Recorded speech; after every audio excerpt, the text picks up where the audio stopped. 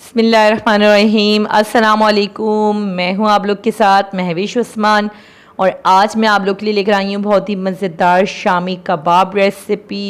इसकी रेसिपी आपके साथ शेयर करेंगे, बहुत रेशेदार बन के रेडी होंगे। वीडियो को पूरी वॉच कीजिएगा। आइए इसको बनाना अब स्टार्ट करते हैं।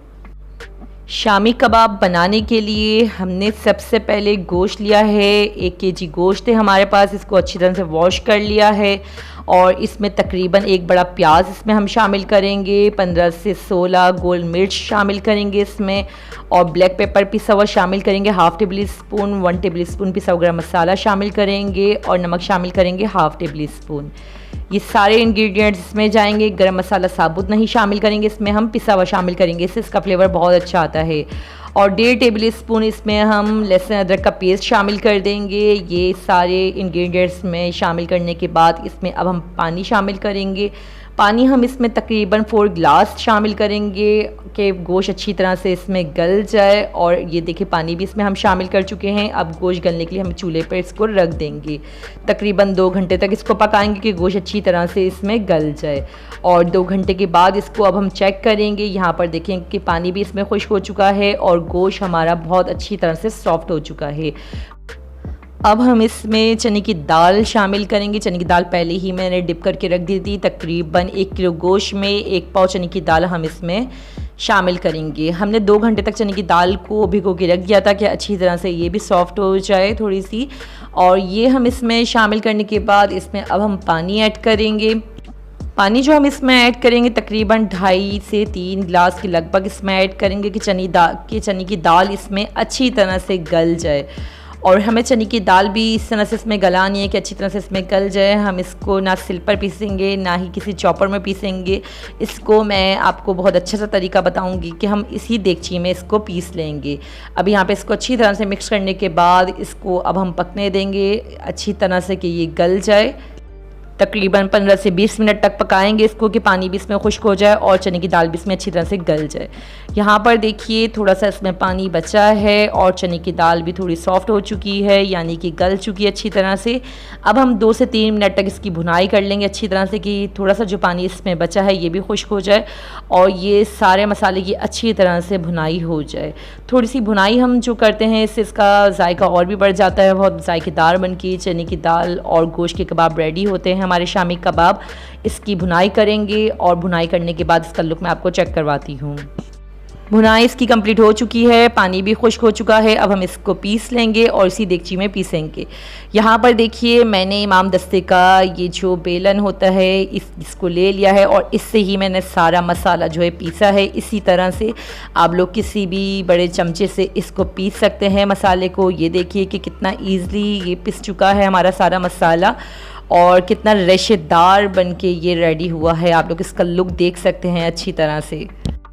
अब हम इस बैटर के हिसाब से इसमें अंडा शामिल करेंगे। अभी मैं 1 अंडा शामिल कर दूंगी और फिर मैं इसका बैटर चेक करूंगी कि ये पतला है या थोड़ा गाढ़ा सा है।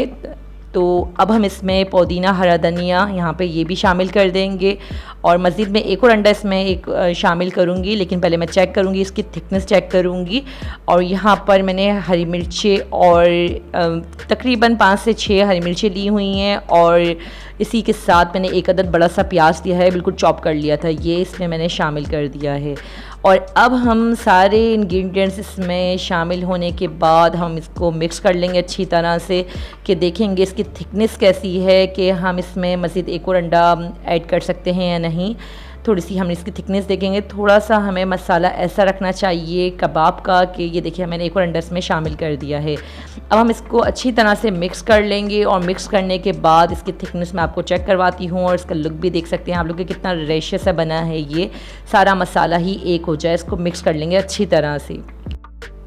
ये देखिए कबाब का मसाला अच्छी तरह से हम मिक्स कर चुके हैं। अब हम हाथ की ही मदद से छोटे छोटे से जैसे हमारे कबाब रेडी होते हैं बनकर, इसकी अब हम टिक्किया रेडी कर लेंगे, ना कि थोड़ी मोटी बनाएंगे ना पतली, बिल्कुल नॉर्मल दरमियानी साइज़ की हमें इस तरह से टिक्किया बनाकर रेडी कर लेंगे। सारी ही मैं बनाकर रेडी कर लेती हूँ। इसका लुक मैं आपको चेक करवाती हूँ। ये देखिए मज़ेदार से शामी कबाब की हमने सारी टिक्किया बना ली हैं और अब हम इसको फ्रीज़ भी कर सकते हैं, सेव करके रख सकते हैं किसी भी बॉल में आप लोग, और इसको बाद में भी इस्तेमाल कर सकते हैं ईज़िली होकर।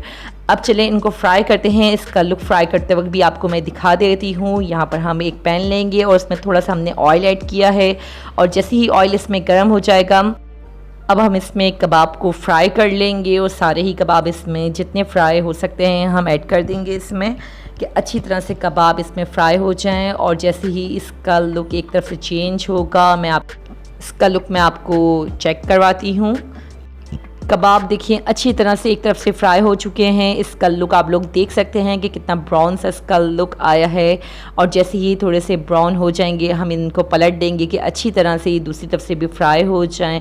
इसका लुक आप लोग देख सकते हैं। और अब हम तकरीबन 1 से 2 मिनट तक इसको फ्राई करेंगे और मज़ेदार से कबाब अब हमारे बिल्कुल रेडी हो चुके हैं, फ्राई भी हो चुके हैं। इनको अब हम निकाल लेंगे।